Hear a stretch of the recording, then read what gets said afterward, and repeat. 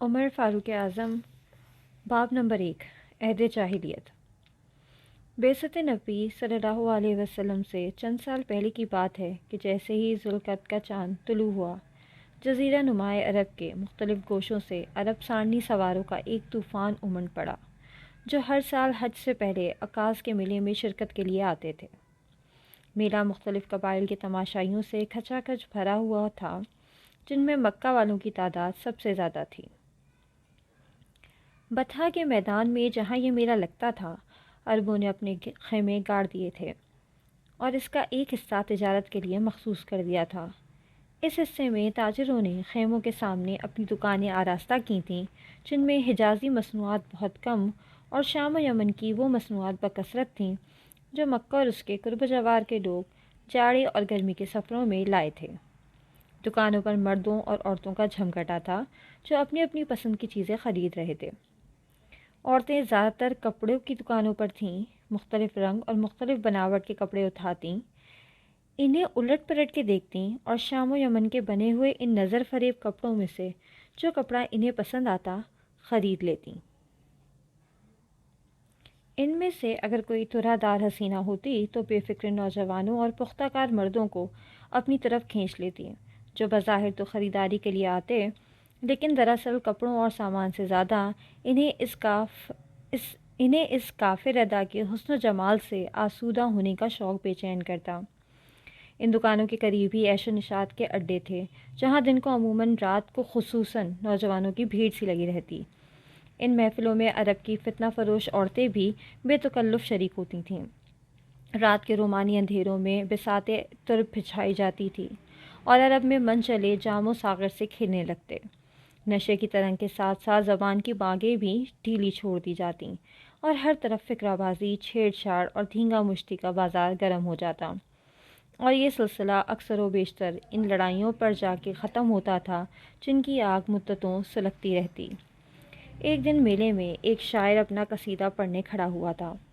پہلے اس نے اپنی تشبیب سنائی، پھر فخریہ انداز میں اپنی اور اپنے قبیلے کی مدح و توصیف کی، اور اس کے بعد اس قبیلے کی ہجوم اشعار پڑھے جو گزشتہ سال اس کے قبیلے سے شکست کھا چکا تھا۔ شاعر کے چاروں طرف لوگوں کا ہجوم تھا۔ تشبیب پر سب نے داد دی، لیکن مخافرت پر کچھ لوگوں نے خوشی سے تالیاں بجائیں اور کچھ ناک منہ چڑھانے لگے، اور جب وہ اپنے حریف قبیلے کی مذمت پر آیا تو موافق و مخالف آوازیں تحسین و نفری کی چیخوں میں بدل گئیں اور تلواریں میان کے پردوں سے نکل آئیں۔ قصیدہ ختم ہونے کے بعد ایک کار آزمودہ بزرگ اٹھا اور بپھرے ہوئے نوجوانوں کو سمجھا بجھا کے ان کا جوش ٹھنڈا کیا۔ قصیدہ سننے والوں میں ایک نوجوان یہ بھی تھے جن کی عمر 20 سال سے کچھ زیادہ، مضبوط کثرتی جسم، بالا بلند اتنے کہ مجمع میں سب سے زیادہ نمایاں اور رنگ میدہ اور شہاب۔ شاعر قصیدہ پڑھ رہا تھا اور وہ جھوم رہا تھا، گویا سخن فہمی کا بہت ہی پاکیزہ اور بلند مذاق رکھتا ہے۔ لوگوں کی چیخ و پکار میں اس نے کوئی حصہ نہ لیا، اس لیے کہ اسے شاعر اور اس کے قبیلے کی مفاخرت سے کوئی غرض نہ تھی، نہ اس کے حریف قبیلے کی مذمت سے کوئی واسطہ۔ وہ نہ اس قبیلے سے تعلق رکھتا تھا نہ اس قبیلے سے، بلکہ شاید وہ دونوں قبیلے اس کے وطن سے کوسوں دور کے تھے۔ اسے اگر دلچسپی تھی تو ان اشعار سے جو وہ سن رہا تھا۔ شاعر نے جب اپنا قصیدہ ختم کیا اور اس عقلمند بزرگ نے مجمع کو آشتی و سلامتی کی تلقین کی تو بھی وہ چپ چاپ بیٹھا رہا۔ ہنگامہ فروغ ہونے کے بعد وہ اٹھا اور اپنے دوستوں کے ساتھ وہاں سے چل پڑا۔ وہ اس قدر تیز گام تھا کہ ساتھ چلنے والے ہانپے جا رہے تھے۔ انہوں نے اسے باتوں میں لگانا چاہا کہ شاید اسی طرح اس کی رفتار کچھ سست ہو جائے، لیکن یہ کوشش بھی اکارت گئی۔ بات یہ تھی کہ بلند قامتی کی وجہ سے اس کا قدم ہی لمبا پڑتا تھا اور آہستہ چل ہی نہ سکتا تھا۔ ہوتے ہوتے باتوں میں شدت اور کرختگی پیدا ہو گئی۔ نوجوان چلتے چلتے ٹھہر گیا، اس کی آنکھیں سرخ ہو گئیں اور غیظ و غضب کے آثار اس کے چہرے سے جھلکنے لگے۔ ایک گہرا سانس لے کر اس نے اپنی مونچھوں پر تاؤ دیا اور کہا، تم مجھے اس چھوکرے سے ڈراتے ہو؟ میں خطاب کا بیٹا نہیں، اگر ہاتھ ملتے ہی اسے زمین پر نہ دے مارا۔ یہ کہہ کر وہ پہلے سے بھی زیادہ تیز چلنے لگا اب اس کے ساتھی چل نہیں رہے تھے، دوڑ رہے تھے۔ یہ ٹولی اکھاڑے میں پہنچی جہاں بہت سے تنومند اور کبھی بازو نوجوان تھے۔ اس وقت ایک جوڑ چھوٹی ہوئی تھی اور ایک پہلوان دوسرے پہلوان کو پچھاڑ کے اس کے سینے پر چڑھا بیٹھا تھا۔ حضرت عمر رضی اللہ تعالیٰ عنہ ابن خطاب کو اپنی طرف آتے دیکھ کر لوگوں نے راستہ چھوڑ دیا اور کشتی لڑنے والے بھی الگ الگ ہو کے تماشائیوں کے ساتھ کھڑے ہو گئے۔ انہیں یقین تھا کہ عمر ابن خطاب تماشا دیکھنے نہیں، کشتی لڑنے آیا ہے۔ جب عمر ابن خطاب نے حزین پر نگاہ دوڑائی، اس کے چہرے پر ابھی تک غصے کے آثار تھے۔ اس نوجوان پر نظر پڑتے ہی جس کے متعلق رستے میں باتیں ہو رہی تھیں، عمر ابن خطاب نے اسے مقابلے کی دعوت دی۔ نوجوان مسکراتا ہوا آگے بڑھا اور مجمع کے وسط میں کھڑا ہوا۔ اسے اپنے اوپر اعتماد اور اپنی جسمانی طاقت پر بھروسہ تھا۔ اس سے پہلے اس نے حضرت عمر ابن خطاب سے کشتی نہیں لڑی تھی۔ وہ اپنے قبیلے کے ساتھ پہلی بار عکاس کے میلے میں آیا تھا، لیکن جب سے آیا تھا ہر مقابلے میں کامیاب ہو رہا تھا۔ وہ قامت و جسامت میں بھی حضرت عمر ابن خطاب کے قریب تھا۔ عمر ابن خطاب آگے بڑھے اور دونوں میں کشتی شروع ہو گئی۔ بدوی نوجوان کی پھرتی اور داؤ پیچ دیکھ کر خلقت کا ازدحام جمع ہونے لگا اور اتنے میں تماشائی جمع ہو گئے کہ اس سے پہلے کبھی نہ ہوئے تھے۔ آس پاس کی لڑکیاں بھی اس جوڑ کا نام سن کے آ گئیں۔ انہیں بڑی بے صبری سے کشتی کے فیصلے کا انتظار تھا، اس لیے کہ اور لوگوں کی طرح وہ بھی جانتی تھیں کہ گزشتہ مقابلوں میں عمر ابن خطاب کو کبھی ناکامی کا منہ دیکھنا نہیں پڑا، لیکن جب سے یہ بدوی نوجوان آیا تھا برابر اپنے حریفوں کو پچھاڑ رہا تھا اور لوگوں کے دل میں یہ خیال آنے لگا تھا کہ شاید یہ عمر ابن خطاب کو بھی پچھاڑ دے۔ چنانچہ اس سلسلے میں بہت سی شرطیں بدھی جا چکی تھیں۔ جب حضرت عمر ابن خطاب نے اپنے حریف کو کشتی لڑنے کی دعوت دی تو یہ خبر بجلی کی سی تیزی سے سارے میلے میں پھیل گئی اور لوگ اپنے کام چھوڑ چھاڑ کر آ گئے۔ ابتدا میں عمر ابن خطاب نے اپنے حریف کو زور آزمائی کا موقع دیا اور خود صرف اپنا بچاؤ کرتے رہے، لیکن جب دیکھا کہ اس کا سانس پھول گیا ہے تو ایک دم جھپٹ کے اس کے کندھوں پر سوار ہو گئے اور دیکھتے ہی دیکھتے اسے زمین پر چاروں شانے چت کر گرا دیا۔ فضا آفرین اور مرحبا کے نعروں سے گونج اٹھی اور مجمع میں حضرت عمر ابن خطاب کی پہلوانی کے پچھلے کمالات دہرائے جانے لگے۔ لڑکیاں اور عورتیں بھی اس نجیب الطرفین قریشی نوجوان کی تعریف و توصیف میں مردوں سے پیچھے نہ تھیں۔ تھوڑی دیر بعد سورج آہستہ آہستہ ڈھلنے لگا، تماشائی اپنی اپنی راہ چلے گئے اور عمر ابن خطاب اپنے دوستوں کے حلقے میں میلے کا چکر کاٹنے لگے۔ دوست اس کی طاقت کے گن گا رہے تھے اور جواب میں صرف ایک مسکراہٹ کے امیدوار تھے، جس سے نوازا جانا کوئی ان کی تقدیر ہی میں نہ تھا اور جو برسوں کی برسات میں کبھی عمر ابن خطاب کے لبوں پر نمودار ہوتی تھی۔ پاس سے گزرنے والے اسے بڑے اہتمام سے دیکھ رہے تھے۔ ان کی نگاہیں اس کے دوستوں سے بھی زیادہ فخر و حیرت کا اظہار کر رہی تھیں۔ لڑکیاں اسے دیکھتیں اور اس کی طرف اشارے کر کے چپکے سرگوشیاں کرنے لگتیں۔ وہ صرف عمر فاروق کی ایک نگاہ قبول کی امیدوار تھیں۔ ان میں سے کوئی حسین لڑکی ہوتی تو وہ اپنے حسن کی قیمت سے بھی کچھ اور آگے بڑھ کے وصول کرنا چاہتی تھی۔ ان کی بے چین نگاہیں ان کے دل کی دھڑکنوں کے پیام عمر تک پہنچاتیں اور ان کا جواب ایک تبسم بن کر عمر فاروق کے لبوں پر کھیلنے لگتا۔ رات کی تاریکیاں گہری ہو گئیں۔ عمر ابن خطاب اپنے دوستوں کے ساتھ عکاس کی ایک سمت چلے گئے جہاں عیش و عشرت کی محفل سجی ہوئی تھی، اور اس محفل کی پشت پر صحرا افق کی لامتناہی وسعتوں میں کھو گئے۔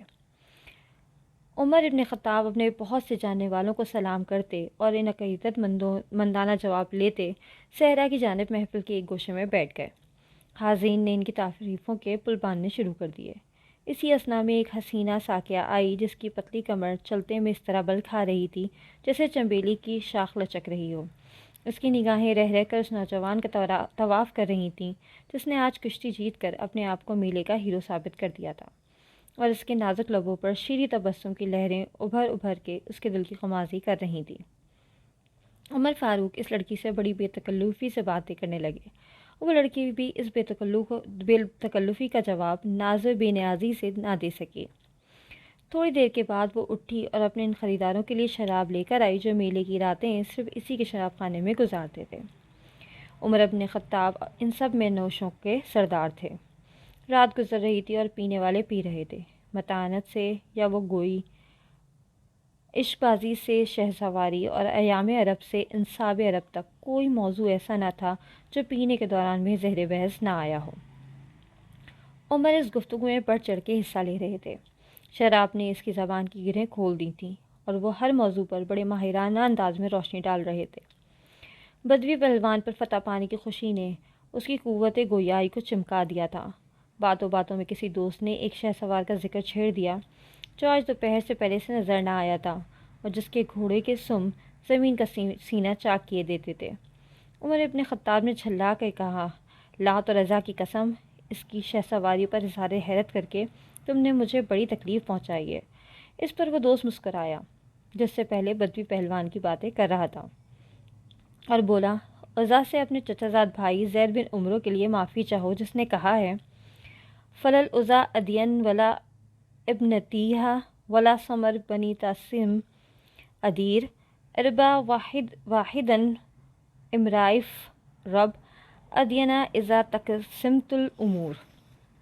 ترجمہ، میں نہ عزا پر ایمان رکھتا ہوں اور نہ اس کی بیٹیوں پر اور نہ بنی تسم کے بتوں پر، اور جب خدائی کے کام تقسیم ہو گئے تو میں ایک پروردگار پر ایمان لاؤں یا ہزار پروردگاروں پر۔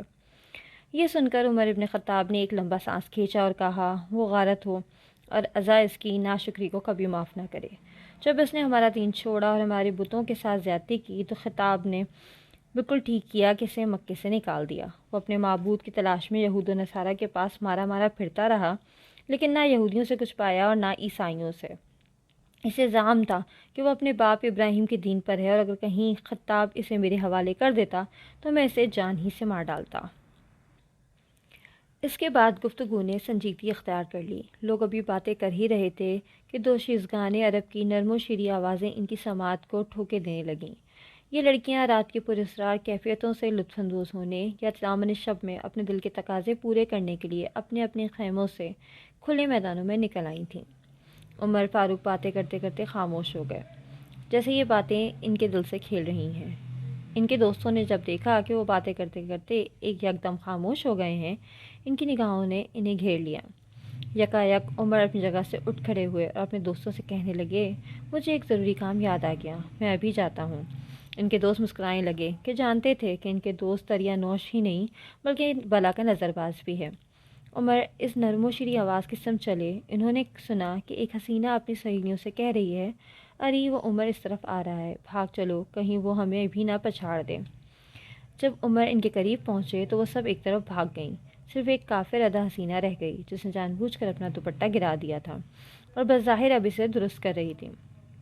ابن خطاب نے اپنی اس دوست کو پہچان لیا جس سے حال ہی میں وہ متعارف ہوئے تھے اور جس کے ساتھ اس سال انہوں نے عکاس کے چند بہت ہی شیریں لمحے بسر کیے تھے۔ لڑکیاں اپنی سہیلی کی اس چال کو تاڑ گئیں اور انہوں نے ناراضی، طنز اور رشک کے کہکے لگانے شروع کر دیے۔ عمر اپنے دوستوں کے پاس واپس آ گئے لیکن زیادہ دیر نہ ٹھہرے، ساقیہ کو شراب کی قیمت ادا کی اور چلے گئے۔ دوسرے دن 10 بجے کے قریب عمر ابن خطاب اپنے دوستوں سے پھر ملے۔ وہ اس وقت کل کی کشتی کا ذکر کر رہے تھے اور عمر نے اس میں اپنی جس مہارت کا مظاہرہ کیا تھا اسے سراہ رہے تھے۔ ان کی خواہش تھی کہ عمر ابن خطاب اپنے حریف کو اگر ایک بار اور پچھاڑ دیں تو پھر اس بدو پہلوان کے لیے اکھاڑے کا رخ کرنا مشکل ہو جائے، لیکن عمر ابن خطاب نے اپنے دوستوں کی مخالفت کی۔ ان کی رائے میں ان کی یہ بات بہادری کے خلاف تھی کہ وہ فاتح ہو کر پھر اپنے حریف کو مقابلے کی دعوت دے۔ البتہ اگر ان کا حریف دوبارہ ان سے کشتی لڑنا چاہے تو وہ ایک لمحے کا توقف کیے بغیر اس کی دعوت قبول کر لیں گے۔ میلہ اب جلد ختم ہونے والا تھا۔ 3 دن کے بعد لوگ عکاس سے رخصت ہو کر کعبے کے طواف کی تیاری کے لیے مجنہ جانے والے تھے، جہاں ہر قبیلے کو اپنی بت کے حضور نظر پیش کرنی تھی اور قربانی سے فراغت پانے کے بعد ذوالمجاز جانا تھا کہ عرفات کی چڑھائی چڑھنے کے لیے کیل کاٹے سے لیس ہو جائیں۔ مجنہ جانے سے پہلے یہ 3 دن زائرین کے لیے بڑی مصروفیت کے دن تھے۔ انہیں حج کی تیاری کرنی تھی، اس لیے وہ اب کسی قسم کے کھیل تماشے میں دلچسپی نہ لے سکتے تھے۔ یہ 3 دن بھی گزر گئے اور بدوی پہلوان نے عمر ابن خطاب کو ایک ناقابل شکست ستون پا کر ہار مان لی۔ لوگ عکاس سے رخصت ہونے کی تیاری کرنے لگے۔ عمر اس تیاری میں بھی پیش تھے۔ دوپہر کے وقت انہوں نے اپنے غلام کو گھوڑا لانے کا حکم دیا۔ مختلف قبیلوں کے عالی نسب نوجوانوں نے اس گھوڑے کو دیکھا اور اس کا مشکی رنگ، چھوٹے چھوٹے کان، تنی ہوئی گردن، باریک پنڈلیاں اور پچکا ہوا پیٹ دیکھ کر حیرت میں رہ گئے۔ عمر کو اپنی ذات اور اپنے گھوڑے پر نازا پا کر، جس میں خود اعتمادی اور درستی کا پہلو شامل تھا، ان کے پندار کو ٹھیس لگی۔ انہوں نے عمر ابن خطاب سے کہا، آؤ ذرا گھڑ دور ہو جائے، اس سے فارغ ہو کر آرام کر لیں گے اور کیلولے کے بعد مجنہ چلے جائیں گے۔ عمر نے یہ دعوت قبول کر لی۔ ان لوگوں نے بھی اپنے گھوڑے منگا لیے اور سب کے سب کھلے میدان میں پہنچ گئے۔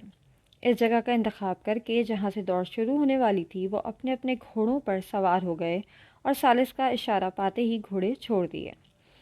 عمر ابن خطاب اور ان کا گھوڑا ایسا معلوم ہوتا تھا کہ یہ ایک ٹکڑا ہے جس کے متعلق دیکھنے والا یہ تمیز نہ کر سکتا تھا کہ وہ زمین میں دھنسا جا رہا ہے یا فضا میں پرواز کر رہا ہے۔ آج گھڑدور میں جو کامیابی عمر ابن خطاب نے حاصل کی تھی، اس پر لوگوں کی حیرت و مسرت اس حیرت و مسرت سے کسی طرح کم نہ تھی جو انہیں کل ان کی کشتی جیتنے پر ہوئی تھی۔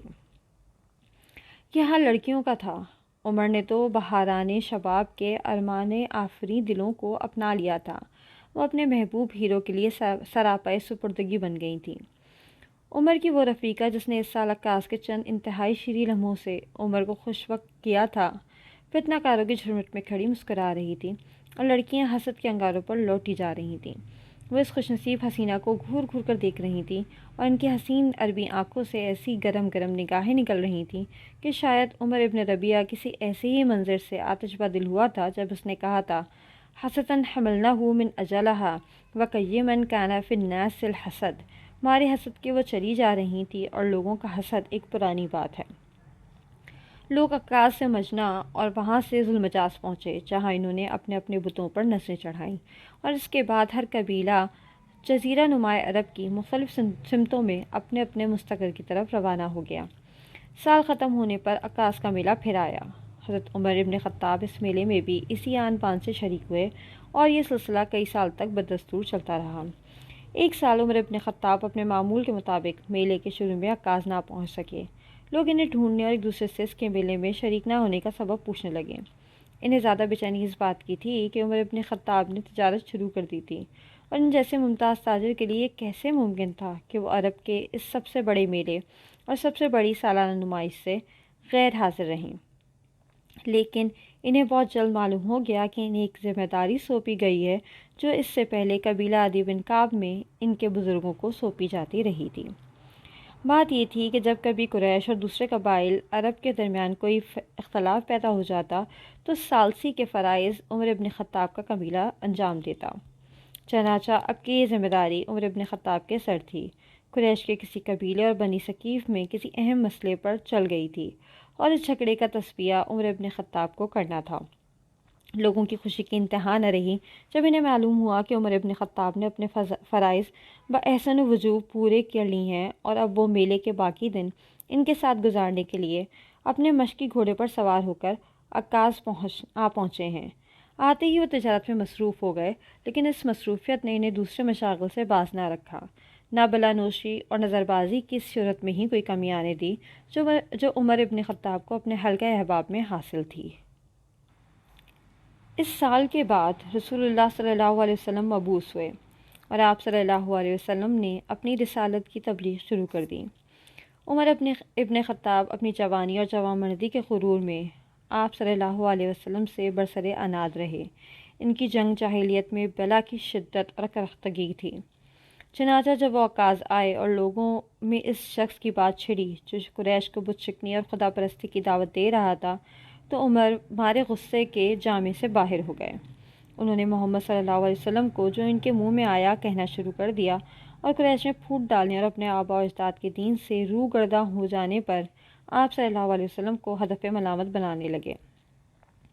حضرت محمد صلی اللہ علیہ وسلم نے اپنی قوم کے عقائد و عبادات کے خلاف جو انقلابی پیغام دیا تھا، اس پر وہ اتنے غضبناک تھے کہ اگر بنو ہاشم مانے نہ ہوتے تو وہ آپ صلی اللہ علیہ وسلم کو قتل کی دھمکی دینے سے بھی نہ چوکتے، اور اس قتل سے جو خون ریزی برپا ہوتی اس کی مثال مکہ کی تاریخ میں کہیں ڈھونڈے نہ ملتی۔ عمر کی دشمنی کا سلسلہ جاری رہا، یہاں تک کہ انہوں نے اسلام قبول کر لیا اور اب وہ اللہ کے دین اور اس کے رسول صلی اللہ علیہ وسلم کی مدافعت بھی اسی جوش اور اسی شدت سے کرنے لگے جس جوش اور جس شدت سے وہ پہلے ان کی مخالفت کرتے تھے۔ یہ ہے عمر ابن خطاب کے شباب کی تصویر۔ آپ اسلامی تاریخ کی قدیم و جدید کتابیں جتنے غور سے پڑھتے جائیں گے، یہ تصویر اپنے تمام تر خطوط کے ساتھ اتنی ہی نمایاں ہوتی جائے گی۔ لیکن اگر آپ کی چاہیں کہ عمر ابن خطاب کے زمانے قبل از شباب کو مطالعہ کر کے ان کے بچپن اور لڑکپن کی بھی ایسی ہی واضح تصویر کھینچ سکیں جیسی ان کے شباب کی ہے، تو یہ کتابیں آپ کی کوئی مدد نہ کر سکیں گی۔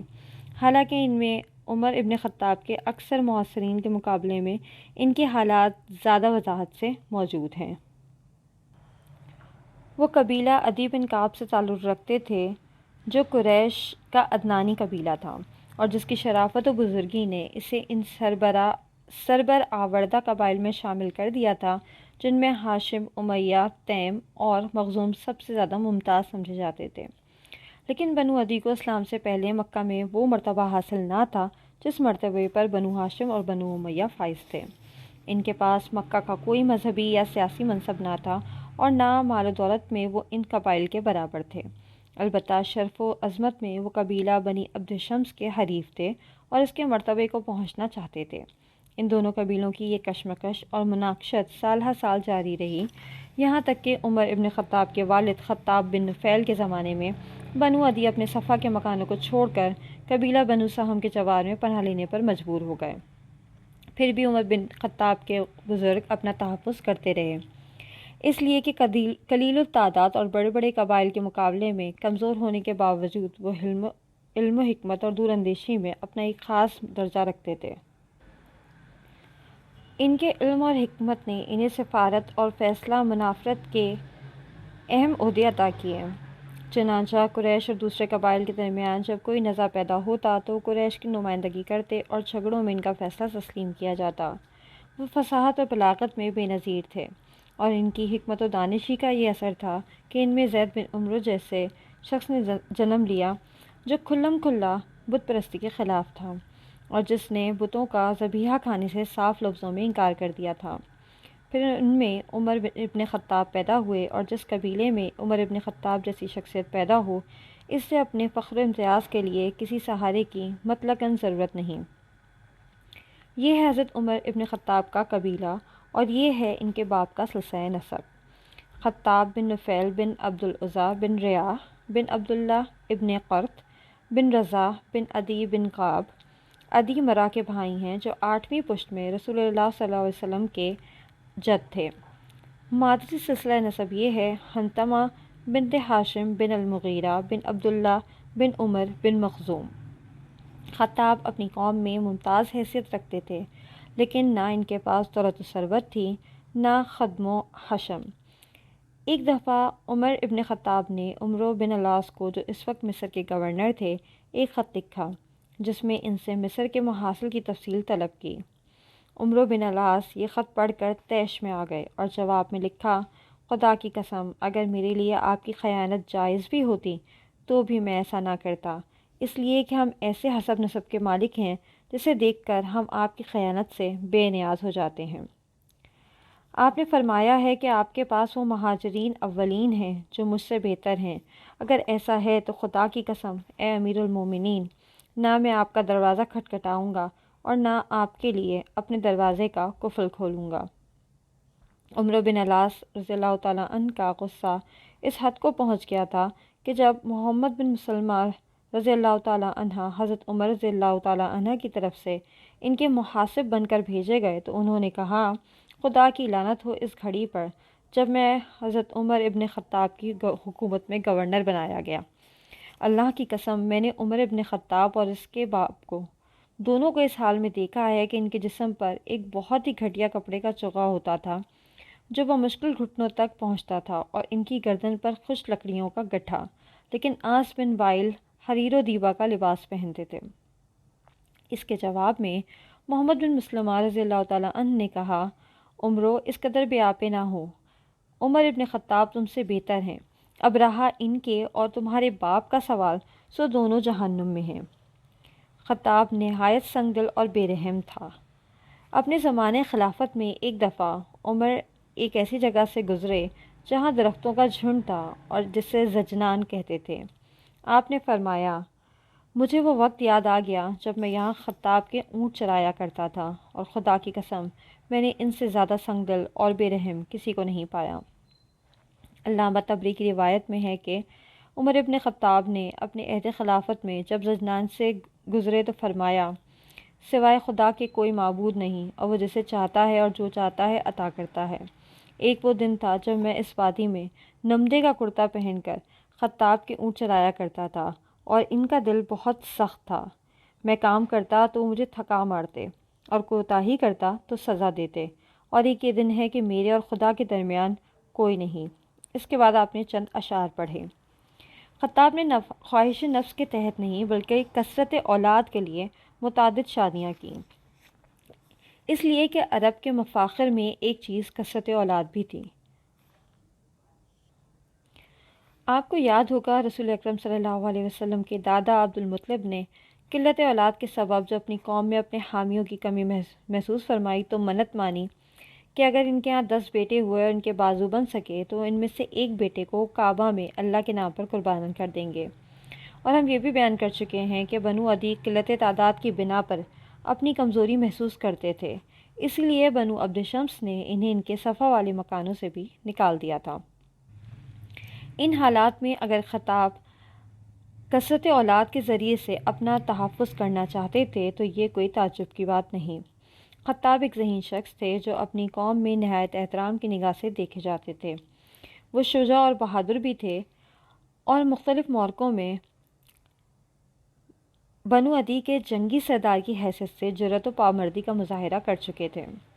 بنو عدی جنگ فجار میں شریک تھے اور ان کی قیادت زید بن عمرو بن نفیل اور ان کے بھائی اور چچا خطاب بن نفیل کے سپرد تھی۔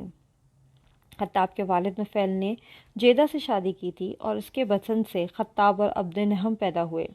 اس کے بعد نفیل مر گئے اور ان کے بیٹے عمرو نے ان کی بیوی جیدہ سے نکاح کر لیا جو ان کی سوتیلی ماں تھیں۔ یہ نکاح عہد جاہلیت میں رائج تھا اور اس سے زید بن عمرو پیدا ہوئے۔ اس طرح وہ خطاب کے بھائی بھی تھے اور بھتیجے بھی۔ یہ دونوں چونکہ ہم عمر تھے اس لیے جنگ فجار میں اپنی قوم کی قیادت انہیں سونپی گئی۔ جب زید بن عمر نے بت پرستی ترک کی اور بتوں کا ذبیحہ کھانا چھوڑ دیا تو اپنی قوم سے کہنے لگے کہ اللہ آسمان سے می اس لیے برساتا ہے کہ زمین سے سبزہ اس لیے اگاتا ہے اور جانور اس لیے پیدا کرتا ہے کہ تم انہیں ان چراگاہوں میں چراؤ اور غیر اللہ کے لیے ذبح کر دو۔ خدا کی قسم اپنے سوا روئے زمین پر مجھے کوئی نظر نہیں آتا جو ابراہیم علیہ السلام کے دین پر ہو۔ اس کے بعد چند شعر کہے جن میں بت پرستی چھوڑنے کی تلقین تھی۔ ان باتوں سے خطاب ان کے دشمن ہو گئے اور اس دشمنی نے انتہائی شدت اختیار کر لی۔ قریش کی ایک جماعت نے زید بن عمرو کو مکہ سے نکال دیا اور ممانعت کر دی کہ اب ادھر کا رخ نہ کریں۔ اس معاملے میں سب سے شدید اور سب سے سنگ دلانہ روش خطاب کی تھی۔ خطاب کی ایک بیوی حنتمہ بنت ہاشم بن المغیرہ بنی مخزوم سے تھیں۔ یہ حضرت خالد رضی اللہ تعالیٰ عنہ کی چچزاد بہن تھیں اور اس اعتبار سے مغیرہ بن عبداللہ بن عمرو بن مخزوم ان دونوں کے دادا تھے۔ مغیرہ مخزومی کا شمار قریش کے سرداروں اور سرماؤں میں ہوتا تھا۔ یہ بنی مخزوم کی فوج کے امیر تھے اور اسی لیے ان کو صاحب العانہ کا لقب حاصل تھا۔ قریش میں ان کے مرتبے کا اندازہ اس طرح سے ہو سکتا ہے کہ نبی اکرم صلی اللہ علیہ وسلم کے دادا عبد المطلب کو سب سے پہلے جس نے یہ مشورہ دیا کہ وہ اپنی منت پوری کرنے کے لیے اپنے بیٹے عبداللہ کو ذبح نہ کریں وہ یہی تھے۔ چنانچہ انہوں نے عبد المطلب سے کہا، خدا کی قسم آپ عبداللہ کو ذبح نہ کریں، اگر اس سلسلے میں آپ کو فدیہ ادا کرنا پڑا تو ہم اپنا سارا مال دینے کو تیار ہیں۔ مغیرہ مخزومی کا یہی مقام تھا جس کی بنا پر حنتمہ اپنی سوکنوں میں سب سے ممتاز سمجھی جاتی تھیں۔ جب ان کے بطن سے حضرت عمر خطاب پیدا ہوئے تو خطاب کی خوشی کا کوئی ٹھکانہ ہی نہ رہا۔ انہوں نے بتوں پر بڑی بڑی نظریں چڑھائیں اور بنی عدی کے محتاجوں کو اتنا دل کھول کر کھانا کھلایا کہ اس سے پہلے شاید ہی کسی نے کھلایا ہو۔ عمر بن خطاب کب پیدا ہوئے اس کے متعلق قطعیت سے کچھ نہیں کہا جا سکتا، البتہ اتنا ثابت ہے کہ ان کی وفات ماہ ذی الحج 23 ہجری کے آخری 3 دنوں میں ہوئی، لیکن وفات کے وقت ان کی عمر کیا تھی اس میں اختلاف ہے۔ کوئی کہتا ہے کہ اس وقت وہ 55 برس کے تھے اور کوئی کہتا ہے کہ 57 برس کے۔ کسی کے نزدیک اس وقت ان کی عمر 60 برس کی تھی اور کسی کے نزدیک 63 برس کی۔ اس کے علاوہ بھی کچھ روایتیں ملتی ہیں، لیکن غالب قیاس یہی ہے کہ وہ وفات کے وقت ان کی عمر 60 کے لگ بھگ تھی۔ اگر اسے صحیح تسلیم کر لیا جائے تو ہجرت کے وقت ان کی عمر 40 سے کچھ کم بیٹھتی ہے، لیکن یہ قیاس صحت سے اتنا قریب نہیں ہے کہ اسے یقین کا درجہ دیا جا سکے۔ عمر بن خطاب کے بچپن اور جوانی کا دور قریش کے عام آدمیوں کی طرح گزرا، لیکن اس کے بعد انہوں نے پڑھنا لکھنا سیکھ کے اپنے آپ کو ممتاز کر لیا۔ وجہ امتیاز یہ تھی کہ اس زمانے میں پڑھنے لکھنے کا رواج نہ تھا اور قریش میں پڑھے لکھے لوگ محض برائے نام تھے۔ چنانچہ جب رسول اللہ صلی اللہ علیہ وسلم مبعوث ہوئے ہیں، صرف 17 قریشی پڑھنا لکھنا جانتے تھے۔ آج ہم یہ کہہ رہے ہیں کہ عمر بن خطاب نے پڑھنا سیکھ کر اپنے ہم چشموں میں امتیاز حاصل کر لیا تھا، لیکن اس زمانے میں عرب پڑھنے لکھنے کو برتری کی علامت نہیں سمجھتے تھے، بلکہ اپنی اولاد کو اس سے روکتے تھے۔ جب عمر بن خطاب جوان ہوئے تو زجنان اور مکہ کے آس پاس اپنے والد کے اونٹ چرانے لگے۔ ہم ابھی وہ روایت بیان کر چکے ہیں جس میں خود عمر بن خطاب نے اپنے والد کے اونٹ چرانے اور ان کے مزاج کی سختی کا ذکر کیا ہے۔ عقد الفرید کے مصنف کی روایت ہے کہ حضرت عمر بن خطاب نے ایک دن نابغہ جادی سے فرمایا، مجھے اپنے وہ اشعار سناؤ جو اللہ کے نزدیک جائز ہیں۔ اس نے چند شعر سنائے تو آپ نے فرمایا، یہ تمہیں نے کہے ہیں؟ بولا ہاں۔ فرمایا، خطاب کے اونٹ چراتے ہوئے میں نے مدتوں یہ شعر پڑھے۔ جوانان قریش میں اونٹوں کا چرانا ان کی عزت و منزلت کے اعتبار سے مختلف ہوتا تھا۔ جب عمر بن خطاب نے لڑکپن سے جوانی میں قدم رکھا تو قوت و طاقت کے اعتبار سے تمام ہم عمروں پر فوقیت رکھتے تھے اور کوئی نوجوان قامت و جسامت میں انہیں نہ پہنچتا تھا۔ ایک دفعہ عوف بن مالک نے کچھ لوگوں کو ایک جگہ جمع دیکھا جس میں ایک شخص سب سے بلند تھا، اتنا بلند کہ نگاہیں اس پر رکتی تھیں۔ پوچھا، یہ کون ہے؟ جواب ملا، عمر بن خطاب۔ رنگ سفید تھا جس پر سرخی غالب تھی، جسم طاقتور اور قدم فراخ تھا جس کی وجہ سے رفتار میں تیزی تھی۔ ابھی جوانی کا آغاز ہی تھا کہ جسمانی ورزشوں میں مہارت پیدا کر لی، خصوصاً پہلوانی اور شہ سواری میں۔ جب عمر بن خطاب نے اسلام قبول کیا تو ایک شخص کسی چرواہے سے ملا اور کہا، تمہیں معلوم ہے وہ مرد توانا مسلمان ہو گیا ہے؟ چرواہے نے کہا، وہی جو عکاظ کے میلے میں کشتی لڑتا تھا۔ اس شخص نے جواب دیا، ہاں وہی۔ چرواہے نے چلا کر کہا، خدا کی قسم وہ ان میں خیر یا شر کو ضرور وسعت دے گا۔ جب حضرت عمر بن خطاب رضی اللہ تعالیٰ عنہ کی جوانی اپنی تمام رنگینیوں کے ساتھ رخصت ہو گئی تو ان کے دل میں نکاح کی خواہش نے انگڑائی لی۔ کثرت اولاد کے لیے تعداد ازواج کا شوق ان کے اسلاف کی وراثت تھی، چنانچہ انہوں نے بھی اپنی زندگی میں 9 عورتوں سے شادی کی، جن سے 12 بچے پیدا ہوئے، 8 لڑکے اور 4 لڑکیاں۔ زینب بنت مظعون سے عبد الرحمن اور حفصہ ام کلثوم بنت علی ابن ابی طالب سے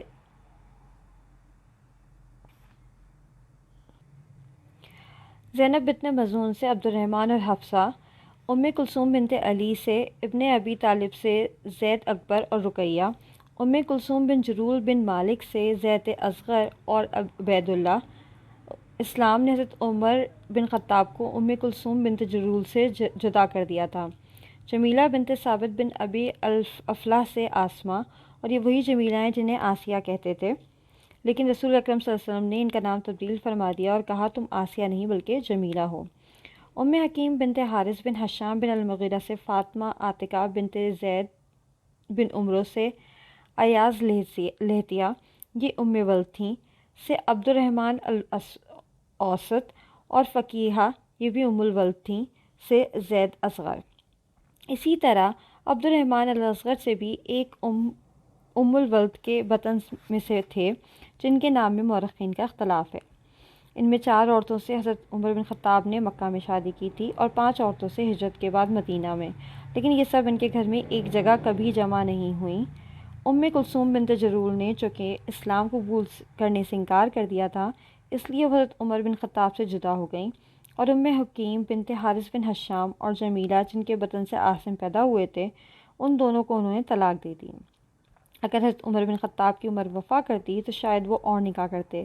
چنانچہ جب وہ امیر المومنین تھے تو حضرت ابوبکر صدیق کی صغیر السن صاحبزادی کلثوم کو ان کی بڑی بہن المومنین حضرت عائشہ صدیقہ کی معرفت پیام دیا، لیکن کلثوم نے یہ کہہ کر انکار کر دیا کہ وہ بہت تنگی ترشی سے گزارا کرتے ہیں اور عورتوں کے لیے سخت ہیں۔ اسی طرح عمر بن خطاب نے ابان بنت عتبہ بن ربیعہ سے نکاح کرنا چاہا، اور انہوں نے بھی یہ کہہ کر پیام قبول نہیں کیا کہ ان کے دروازہ بند رہتا ہے اور وہ لطف و مہربانی سے پیش نہیں آتے، اور تیوری چڑھائے گھر میں آتے ہیں اور تیوری چڑھائے گھر سے جاتے ہیں۔ کلثوم بن ابی بکر نے ان کی سختی اور درستی اور ابان نے ان کی تنگی اور ترشروئی کے متعلق جو کچھ کہا وہ درست ہے۔ یہ باتیں جوانی میں ان کی طبیعت کا ایک جزو ہو گئی تھیں اور ساری زندگی ان کے ساتھ رہیں۔ جب مسلمانوں کی امارت انہیں سونپی گئی تو ان کی سب سے پہلی دعا یہ تھی کہ یا اللہ میں سخت ہوں مجھے نرم کر، یا اللہ میں کمزور ہوں مجھے طاقت دے، یا اللہ میں بخیل ہوں مجھے سخی بنا۔ سختی انہیں اپنے والد سے ملی تھی کہ وہ لڑکپن میں ان کے ساتھ بے رحمی سے پیش آتے تھے، اور بعد کو ان کی جسمانی طاقت اس سختی کے قیام و بقا میں آنے کار ہوئی۔ بخل ان میں اس لیے تھا کہ نہ وہ خود دولت مند تھے نہ ان کے والد۔ ان کی زندگی مال و دولت کے لحاظ سے ہمیشہ اوسط درجے کی رہی، حالانکہ بہت سے مکہ والوں کی طرح وہ بھی تجارت کرتے تھے۔ غالباً ان کے مزاج کی یہی سختی تھی جس نے انہیں تجارت سے وہ نفع نہیں کمانے دیا جو مکہ کے دوسرے تاجر کماتے تھے، اور وہ بقول قریش چٹان سے پانی نکال سکے نہ مٹی کو سونا بنا سکے۔ گرمی اور جاڑے کے تجارتی سفروں میں وہ برابر یمن اور شام جاتے رہے۔ یمن اور شام ہی نہیں، انہوں نے فارس اور روم کے لیے بھی سفر کیے، لیکن اپنے ان تمام سفروں میں تجارتی مفاد سے زیادہ ان کی توجہ تہذیب نفس پر رہی۔ مسعودی نے مروج الذہب میں ان تجارتی سفروں کا ذکر کیا ہے جو حضرت عمر بن خطاب نے ایام جاہلیت میں کیے، اور جن میں انہیں اکثر امرائے عرب سے ملنے اور ان سے گفتگو کرنے کا موقع ملا۔ گمان غالب یہ ہے کہ قریش کے منصب سفارت، ایام و انصاب عرب کے علم اور اس زمانے کی کتابوں کے مطالعے نے عمر بن خطاب کو کسب مال سے زیادہ اکتساب علم پر حریص کر دیا تھا۔ مکہ اور جزیرہ نماء عرب کے دوسرے شہروں میں اقتصادی اور اجتماعی مسائل وجہ اختلاف نہ تھے۔ اس سلسلے میں لوگوں نے چند نظریات پر اتفاق کر لیا تھا جو ان میں نسل بعد نسل چلے آ رہے تھے۔ وہ اپنی زندگی میں ان نظریات پر قائم تھے اور اپنے باہمی تعلقات میں ان سے مطمئن۔ البتہ مذہب اور عبادات میں ان کا اختلاف تھا، جس کی وجہ یہ تھی کہ یہودی اور عیسائی جو ان کے ساتھ رہتے تھے بت پرستی کے مخالف تھے اور اسے ایک ایسا فعل سمجھتے تھے جسے تسلیم کرنا عقل کی توہین ہے۔ پھر انہوں نے گرمیوں کے اس تجارتی سفر میں روم کے ان یہودیوں اور عیسائیوں کو بھی دیکھا تھا جو باعتبار تہذیب ان سے زیادہ ترقی یافتہ تھے اور اس ترقی کو اپنے اپنے مذہب کا فیضان قرار دیتے تھے۔ مزید برآں آج کی طرح اس زمانے میں بھی مسیحیت کے پرچار اپنے مذہب کی تبلیغ بڑے جوش و خروش سے کرتے تھے۔ اس بنا پر عرب کے چند عقل مند بزرگوں نے بت پرستی سے انکار کر دیا تھا۔ تو کیا عمر بن خطاب بھی جو پڑھے لکھے انسان تھے بندگان فکر و نظر کے اس گروہ میں شامل تھے؟ نہیں، بلکہ وہ ان لوگوں کے شدید ترین دشمن تھے۔ ان کی رائے میں اس گروہ کا اپنے قومی مذہب سے پھر جانا گویا عربی اتحاد کے ایک ستون کا گر جانا تھا۔ اسی لیے وہ ان موحدین سے برسر پیکار رہتے تھے اور انہیں اس طرح ختم کر دینا چاہتے تھے کہ ان کا نام و نشان تک باقی نہ رہے۔ شاید ان کے تعصب میں بت پرستی سے زیادہ قوم پرستی کو دخل تھا۔ وہ اپنے اس قومی نظام کو کسی عنوان خطرے میں نہ دیکھ سکتے تھے جو دوسری قوموں کے مقابلے میں انہیں قوت پہنچاتا اور ان کے وجود کی حفاظت کرتا تھا۔ اکثر زمانوں میں لوگ اس بات پر متفق رہے ہیں کہ عقائد و نظریات کی آزادی جب تک عقائد و نظریات اور ان کے اظہار تک محدود رہے، جماعتی نظم سے اس کا تصادم نہیں ہونا چاہیے، لیکن عمر بن خطاب کے عہد میں یہ بات نہ تھی۔ فارس اور روم کی اکثر جنگیں مذہبی تعصب کی بنا پر ہوئیں، بلکہ اس کے بعد بھی مسیحی یورپ اور مسلمانوں کے درمیان صلیبی جنگیں لڑی گئیں اور ان کی آگ محض اختلاف عقائد کے سبب مدتوں شعلہ زن رہی۔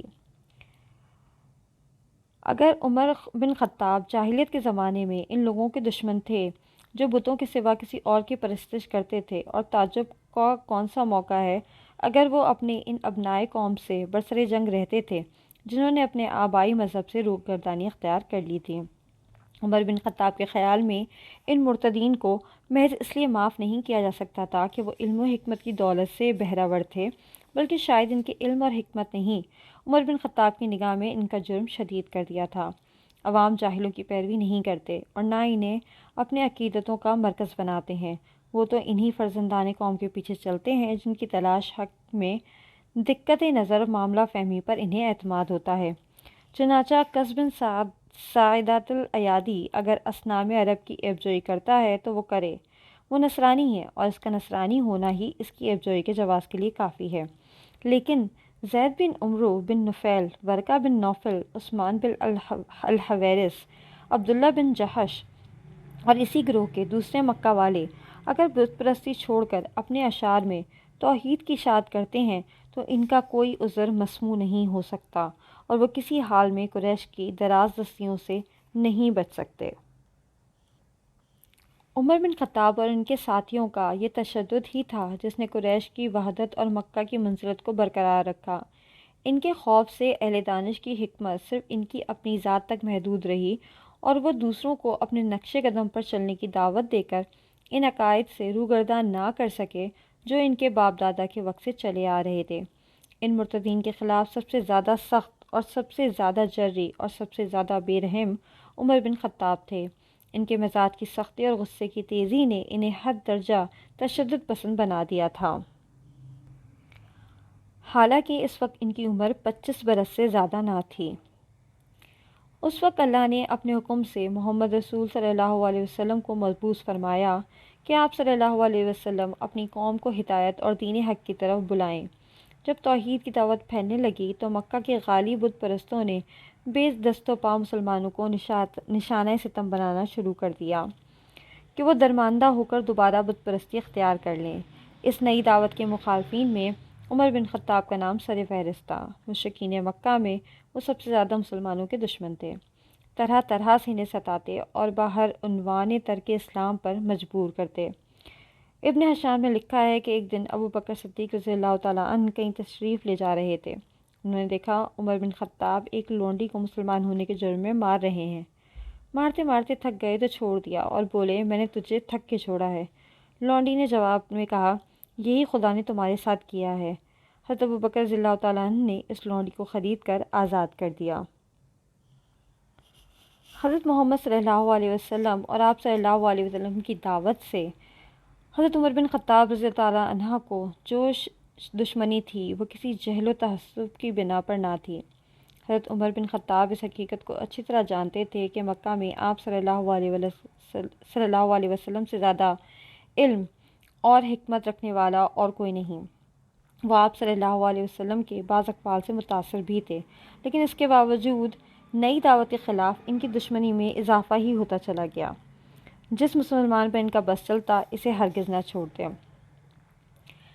حضرت محمد صلی اللہ علیہ وسلم کی باتیں بڑی دل آویز ہوتی ہیں۔ وہ لوگوں کو بڑے حسین پیرائے میں اپنی دعوت دیتے۔ پھر وہ ایسے شخص ہیں جنہیں قریش نے آج تک جھوٹ بولتے نہیں دیکھا، تو کیا انہیں محض اس لیے قتل کر دیا جائے کہ وہ کہتے ہیں اللہ میرا رب ہے، اور اس لیے کہتے ہیں کہ اس پر ایمان رکھتے ہیں؟ لیکن انہیں قتل کرنے یا ان سے نجات پانے کی سبیل کیا ہے؟ وہ تو بنو ہاشم میں سے ہیں اور بنو ہاشم اس کے مددگار ہیں۔ پھر جو لوگ ان پر ایمان لائے ہیں، جنہوں نے ان کی دعوت قبول کر لی ہے اور ایک جماعت کی شکل میں ان کے ساتھ ہیں، ان میں سے ایسے لوگ بھی ہیں جن کا تعلق معزز قبیلوں سے ہے، اور بنو ہاشم کی طرح ان کے قبیلے بھی ان کی حفاظت و مدافعت پر آمادہ ہیں۔ چنانچہ حضرت ابو بکر اور طلحہ بن عبید اللہ بن تیم بن مرہ سے، عبد الرحمن بن عوف اور سعد بن ابی وقاص بنی زہرہ سے، عثمان بن عفان بنی عبد شمس سے، ابو عبیدہ بن الجراح بنی فہر بن مالک سے اور زبیر بن عوام بنی اسد سے تعلق رکھتے تھے۔ ان سب کو اپنے اپنے قبیلے میں وہ مقام حاصل ہے کہ اگر ان پر کوئی زیادتی ہوئی تو یہ قبیلے ان کی ضرور مدد کریں گے۔ اب اگر حضرت عمر بن خطاب ان سے اور ان کے ساتھ حضرت محمد صلی اللہ علیہ وسلم سے جنگ کریں اور قریش کو ان کے خلاف بھڑکائیں تو مکہ میں ایسی خانہ جنگی برپا ہو جائے گی جس کے مقابلے میں وہ خطرہ کوئی حیثیت نہیں رکھتا جو مکہ کی منزلت کو حضرت محمد صلی اللہ علیہ وسلم اور ان کی دعوت سے لاحق ہو سکتا ہے۔